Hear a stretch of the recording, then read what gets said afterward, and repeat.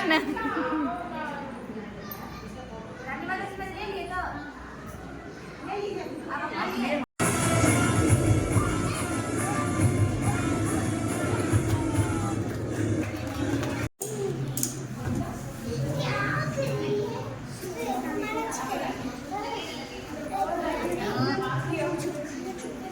खाने के लिए या किसी को इंजेक्शन दे रहा है।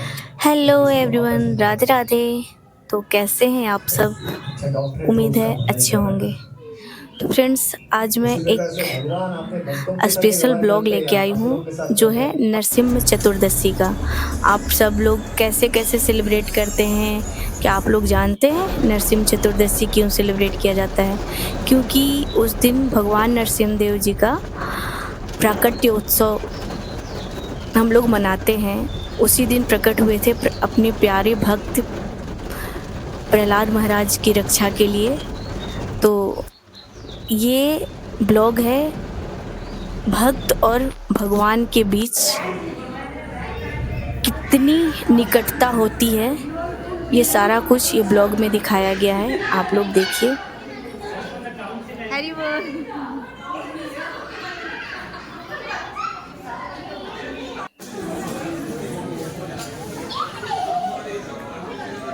और मैं आप लोगों को बता दूं कि नरसिम्ह चतुर्दशी जो है बैसाख मास की चतुर्दशी तिथि को मनाई जाती है।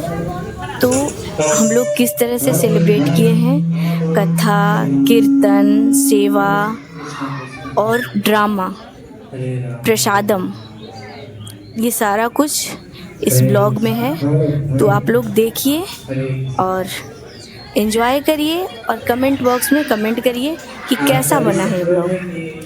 ठीक है, तो देखिए क्या क्या हो रहा है। बहुत तेज बारिश हो रही थी, आप लोग देखिए देखिए ब्लॉग में। मैं कार से हम लोग जा रहे हैं और इतना तेज बारिश, उस दिन ऐसा लग रहा था रियल में आज ही प्रकट हो रहे हैं नरसिम्ह देव जी। बहुत ही मतलब ऐसा फील हो रहा था, काफ़ी तेज तूफान अंधड़, मतलब जैसे उस वक्त हुआ था रियल में। तो आज नरसिंह चतुर्दशी का महोत्सव हम मना रहे हैं।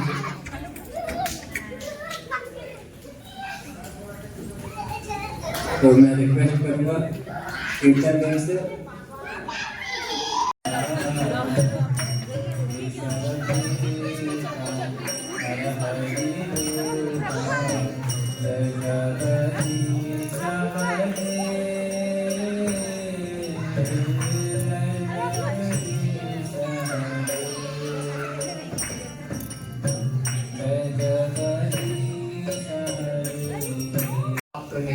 नरक की और उसका रहना बढ़ जाएगा।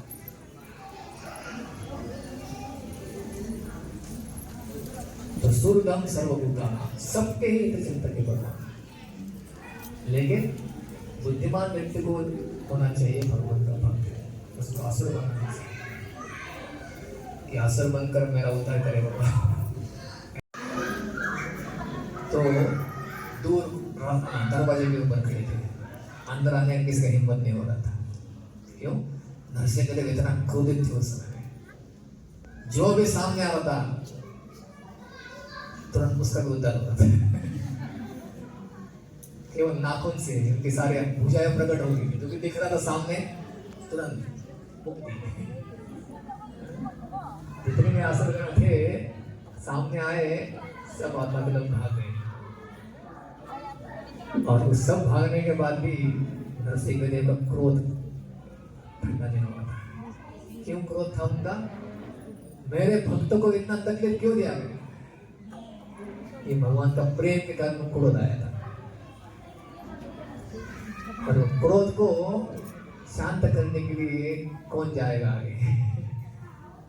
ब्रह्मा जी खड़े हैं सभी देवताओं के साथ में, शिव जी खड़े हैं, लक्ष्मी जी भी स्वयं थे। लक्ष्मी जी को रिक्वेस्ट की बोलने, आपके पति है विष्णु है स्वयं, आप जाइए थोड़ा आगे।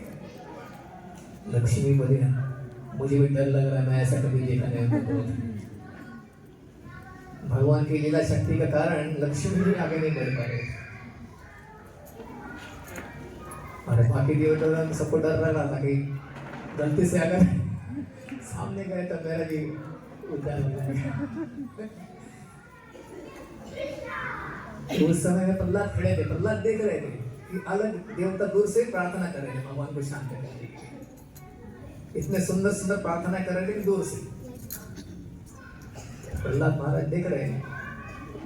प्रहलाद महाराज के अंदर कुछ भी भय नहीं था। ठीक उसी प्रकार से जैसे शेर का जो बच्चा होता है वो शेर से नहीं डरता है, प्रहलाद महाराज को कुछ डर नहीं था। भगवान को देखकर उनको आनंद हो रहा था, भगवान इतने सुंदर रूप में प्रकट हो गए। प्रेमांजन छुरी भक्ति, उनके अंदर प्रेम भगवान के प्रति था, इसलिए बिल्कुल डर नहीं था। लेकिन फिर भी वो भी दूर खड़े थे देवताओं के साथ। तो ब्रह्मा जाकर बोले प्रहलाद तुम आगे बढ़ो, तुम्हारे लिए आए भगवान। तो प्रहलाद बोले जैसे आपकी इच्छा, जैसे आपकी आज्ञा। उनके अंदर बिल्कुल भी गर्व नहीं था और बिल्कुल भय नहीं था। तो ब्रह्मा जी ने बोलने के बाद प्रहलाद महाराज गए नरसिंह देव के सामने और हाथ में माला लेकर गए। और जैसे नरसिंह देव प्रहलाद को देखे तुरंत उनका गुस्सा एकदम शांत हो गया। शांत नहीं हुआ, उनके मुख में सुंदर हास्य प्रहलाद को देखकर एकदम तुरंत चेंज, गुस्सा से उठे एकदम शांत होकर हंसने लगे, स्माइल प्रहलाद को देखकर। प्रहलाद के लिए अवतरण हो गया, सारा गुस्सा चला गया, क्रोध चला गया। प्रहलाद उनको माला पहना। प्रहलाद बोले भगवान ये कैसे अद्भुत लीला है, मैं जैसा तुच्छ व्यक्ति, बड़े बड़े देवी देवता प्रार्थना कर रहे थे आपको, इतने सुंदर सुंदर संस्कृत में अच्छे अच्छे कविता बोल रहे थे, वो लोग आपको संतुष्ट नहीं कर पाए। तो ये कैसा संभव है मैं आपको संतुष्ट कर पाऊंगा? मैं तो एक असुर परिवार में जन्मा हूँ, मेरे शरीर के अंदर असुर का खून बह रहा है, तो मेरी क्या योग्यता है आपको पसंद करने की? आप जो पसंद हुए हैं ये आपकी खुद की इच्छा है,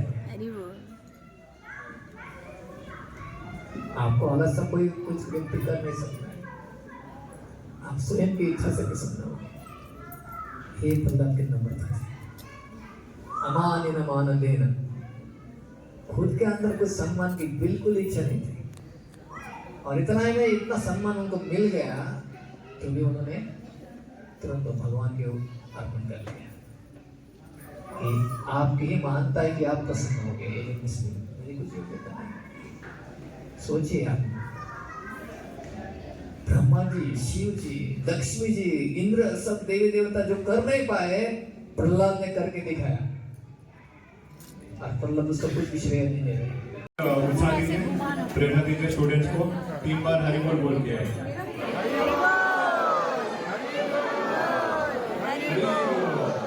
हरे कृष्ण।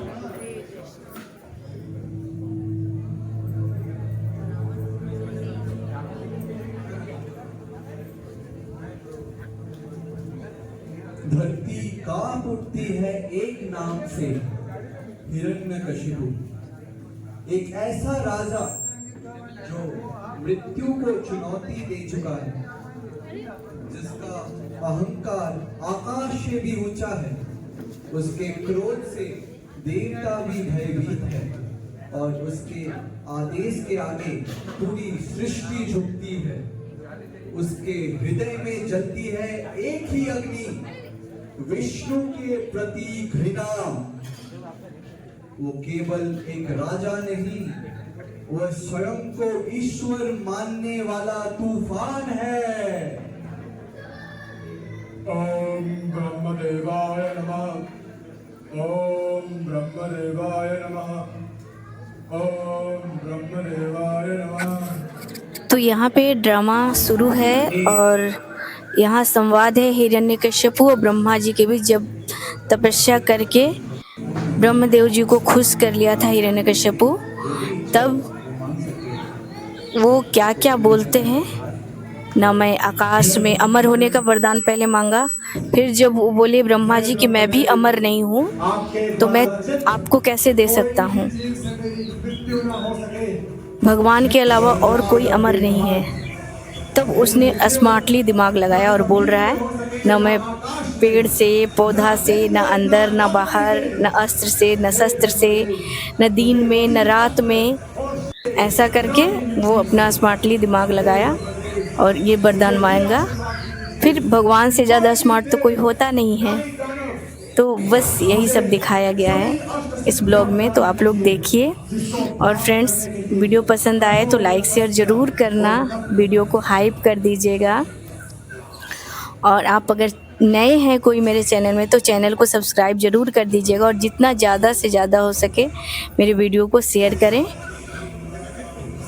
और मेरी हेल्प करें। शक्ति प्राप्त करके तथा यथासंभव असंतुष्ट रहा। हिरण्यकशिपु की यातनाओं से परेशान होकर जब सभी देवता त्रस्त हो गए, तब वे महामहिम ब्रह्मा के साथ भगवान विष्णु के धाम पहुंचे। वहां पहुंचकर उन्होंने भगवान विष्णु से प्रार्थना की ताकि वो हिरण्यकशिपु जैसे अत्याचारी से मुक्ति पा सके। जब भगवान विष्णु ने उनकी समस्याओं को सुना तो इस प्रकार कहा, हे देवतागण, आप चिंता ना करें। जो भी भक्त मेरे नाम, गुण और यशों का हमेशा चिंतन और गुणगान करता रहता है, उसे किसी भी स्थिति में चिंतित होने का आवश्यकता नहीं है। ये हिरण्यकशिपु जो ब्रह्मा के वरदान प्राप्त करते ही इतना दुष्ट हो गया है, उसका अंत का समय आ चुका है। मैं स्वयं आकर इसे नष्ट कर दूंगा। प्रहलाद जो महाभागवत है, जिसमें सभी देवताओं के गुण समाहित है, जो अज्ञात शत्रु है, जो किसी भी जीव से द्वेष नहीं करता, जो परम कृपालु और दयामय है, जब इस कोमल हृदय का परम भक्त थे, प्राकृतिक रूप में हमेशा भक्ति में लीन रहते थे, के पश्चात उसे राक्षसी पाठशाला में भेजा गया, जहां शुक्राचार्य के 2 पुत्र संड और अमर उसके शिक्षक हुए।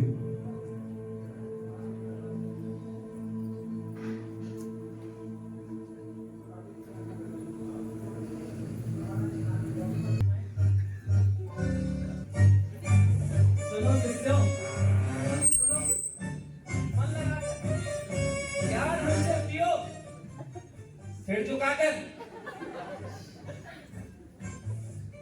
जो नहीं मानेगा हमारी बात, रक्त बहेगा उसका अपार। सुनो सुनो, यही ज्ञान सुनो, यही है सत्य, यही है संसार। हिरण्यकशिपु, हिरण्य मतलब सोना, कोई सोना। कशिपु मगफली तख्त का बिछोना, संसार के दरबार में अपना नाम कमाओ, यश और कीर्ति की सदा गुण गाओ। अजनों की मुस्कान हमेशा बनाए रखो और मदिरा के प्याले में हमेशा डूबे रहो।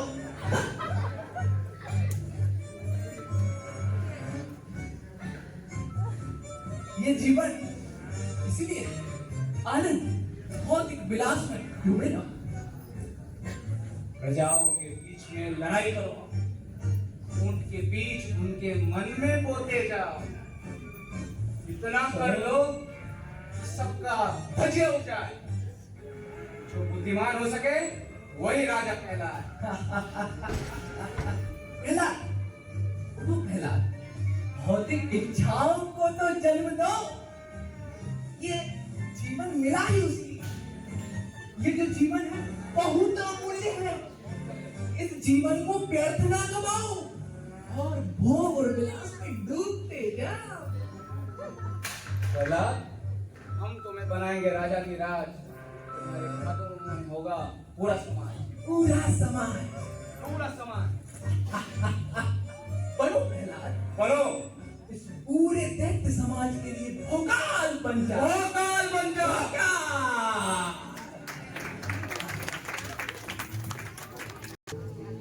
प्रहलाद महाराज को हिरण्यकशिपु के पास लेकर जाते हैं।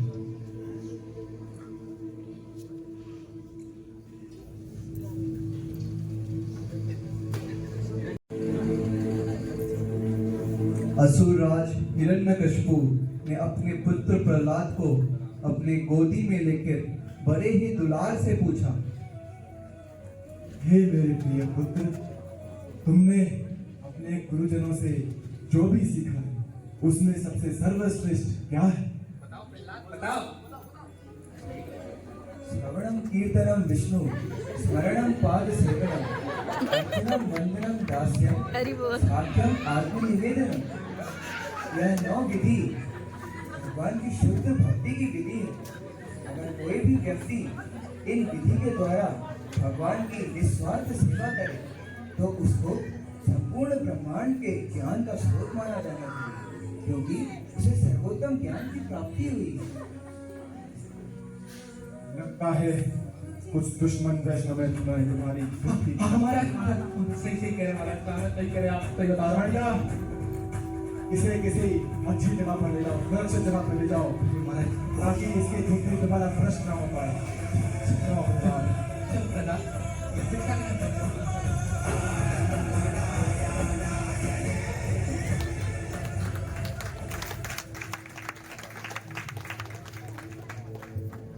संत और अमर ने दर्द से उनको फिर से पाठशाला ले गए। भगवान भगवान क्या हुआ? नहीं, ये झूठ बोलना कहाँ से सीखा? भगवान हो गए, भगवान मर गए, तुम डार्विन का थ्योरी नहीं पढ़े? कभी भगवान को नहीं जाना? भगवान कुछ नहीं है, भगवान कौन है? एक है। कौन है? हिरण्यकशिपु। केवल हिरण्यकशिपु भगवान है। समझ गए? चलो चलो, बस थोड़ा अभी अपन पढ़ लेते हैं, तब तक हम अपना थोड़ा सा एक्सरसाइज करके आते हैं। ठीक है? आप बैठ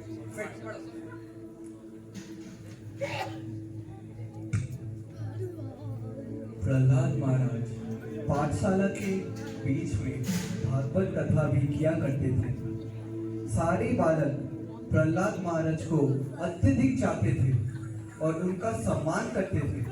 इस तरह सारा बालक अपने अपने खिलौने छोड़कर प्रहलाद महाराज की बात सुनने के लिए उनके चारों ओर बैठ गए। प्रहलाद महाराज ने कहा, ये मनुष्य जीवन दुर्लभ और नाशवान होते हुए भी बहुत मूल्यवान है, क्योंकि इसमें भक्ति की जा सकती है। ये मनुष्य जीवन भगवत धाम जाने का अवसर प्रदान करता है।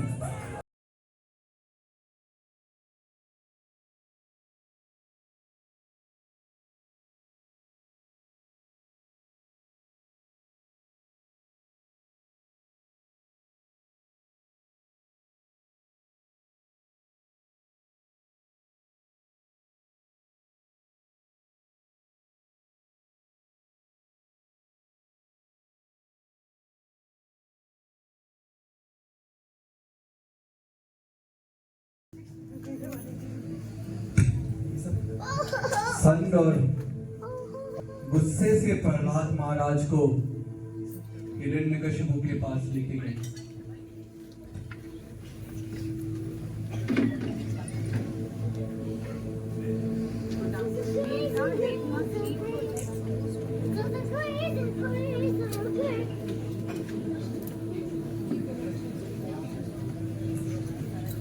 पुत्र प्रहलाद, तुमने अपने गुरुजनों से काफी कुछ सीख लिया है। अब मुझे वो सब बताओ जो भी तुमने सीखा।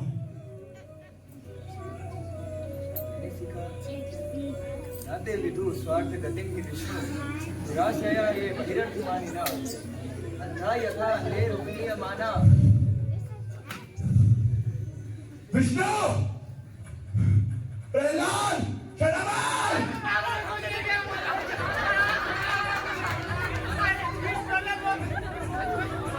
मैंने कुछ नहीं, हमने इसको आपके बारे में बताया महाराज, आप भगवान, इसको पता नहीं कहाँ से क्या ज्ञान मिल रहा है। ये इतना झूठ है, ये तो बाकी बच्चों को पाठ पढ़ाता है, हमारे जो पाठ है वो सुनता ही नहीं, हम कुछ नहीं कर सकते। ये कहता है शेर है महाराज, माता इस झूठ को! ये कर देंगे महाराज, मार देंगे इसको, जरूर मार देंगे महाराज।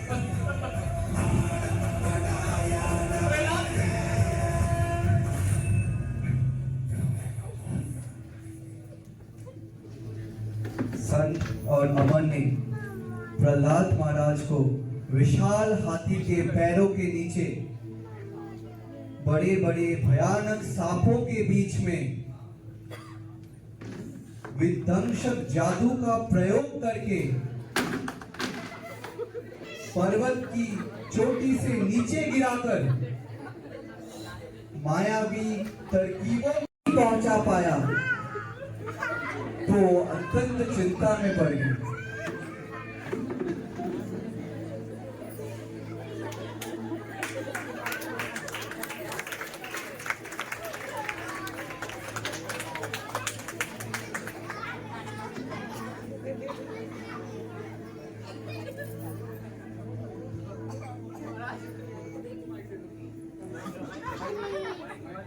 महाराज महाराज हमने इतना पीड़ा लेने का प्रयास किया महाराज, लेकिन इसके पीछे कुछ दिव्य शक्ति है महाराज, बड़ी खतरनाक। ये मर नहीं, अरे इसको आग लगा दम बात लगता है, इसको चाकू मारता है, उसको चाकू लगता है। हमारे सारे आदमी मारे गए, ये आदमी मरा नहीं मरा। आप जानो और आपका पुत्र जाने, हमको हमारा जीवन प्यारा है महाराज।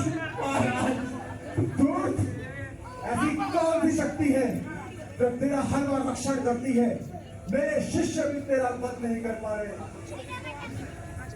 हे महाराज, इस शक्ति के बारे में पूछ रहे हैं, न केवल मेरी शक्ति और आपकी शक्ति, अभी तो इस ब्रह्मांड की समस्त शक्तियों का स्रोत है वह परमेश्वर ही। ब्रह्मा जैसे जीव से लेकर एक कीड़े तक सबको संचालित कर रहे हैं। कृपया करके अपने स्रोत को त्यागें और अपने असली शत्रु को पहचानें। आपका असली शत्रु बाहर नहीं बल्कि आपके भीतर है, क्योंकि आपके काम, क्रोध, मद, मोह, लोभ, मात्सर्य के रूप में छुपा हुआ है। कृपया कर अपनी इंद्रियों पर वश कर उस शत्रु को हराए महाराज। मूर्ख, अपने पिता को ज्ञान दे रहा है। तू क्या समझता है कि तू अपनी इंद्रियों पे मुझसे भी अच्छे तरीके से वश कर सकता है? मैं तेरा सर धड़ से अलग कर दूंगा, फिर देखते हैं कि तेरा वो परम पूजनीय विष्णु कैसे तेरा रक्षा करता है। अतिशय क्रोध के कारण अत्यंत बलशाली हिरण्यकशिपु ने अपने महाभागवत पुत्र को अत्यंत कटु वचन कहे और उसकी वंचना की। प्रहलाद, तू कहता है ना कि तेरा वो विष्णु सर्वोपरि है, सर्वव्यापी है, तो उसे इस स्तंभ में भी होना चाहिए। क्यों?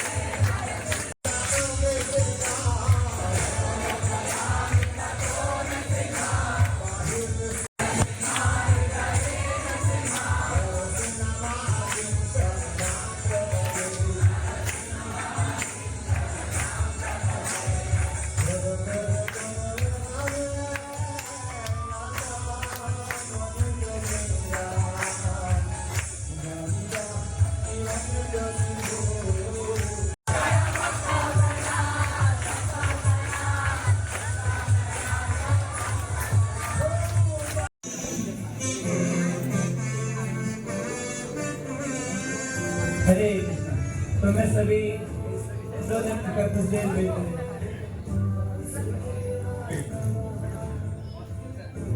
हरे कृष्णा। कैसा लगा ड्रामा सबको? अच्छा लगा तो हरि बोल बोलो।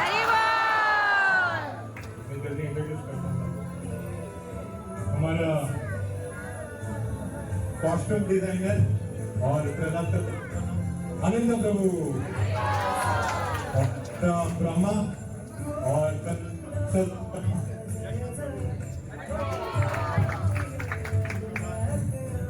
हरे हरे। उसके बाद अमर का बोला बना देवदत्त प्रभु और चंड का कैरेक्टर लिया रोहन प्रभु एंड उसके बाद प्रहलाद महाराज बनाया नैतिक प्रभु, नरसिंह देव का कैरेक्टर दिया दीक्षित प्रभु, हिरण्यकशिपु का कैरेक्टर दिया Samarpan Sadhu Prabhu. Hare Krishna. And most important हमारा म्यूजिक डायरेक्टर है असित प्रभु को, असित प्रभु। हरे बोल। And overall narrator and director Shamik Prabhu. Hare Krishna.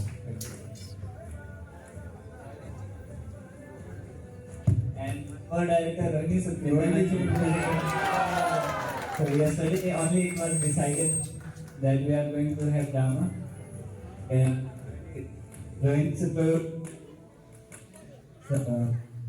Hungarian for people.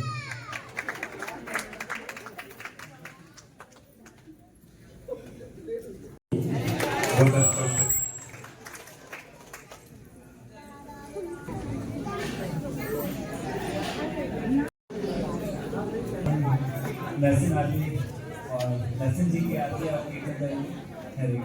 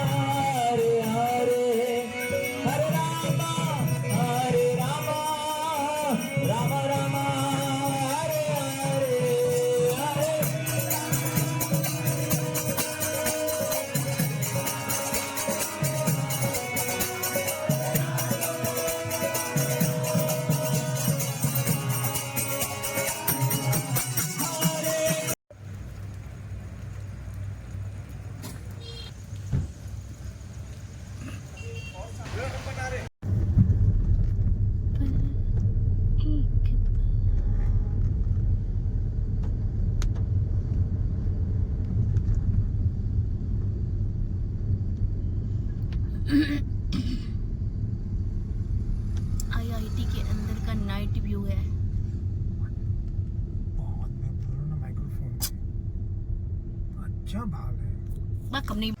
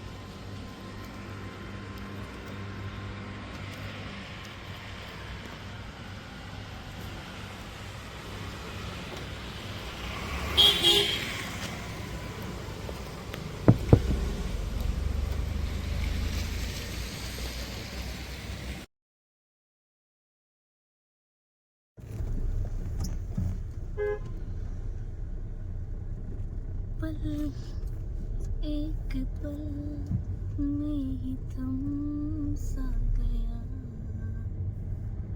तो हाथ में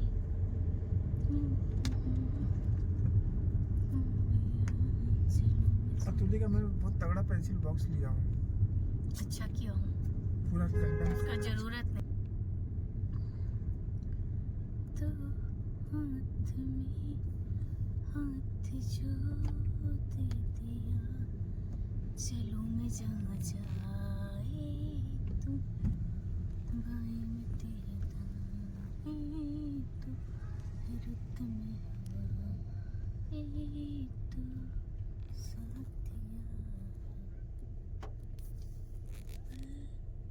एक पल में ही थम सा गया तो हाथ में